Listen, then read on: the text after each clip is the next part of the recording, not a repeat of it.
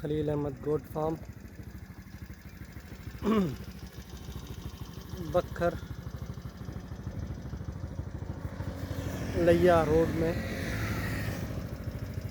बखर से तकरीबन 11 किलोमीटर लिया की तरफ, छीना से 1 किलोमीटर आगे।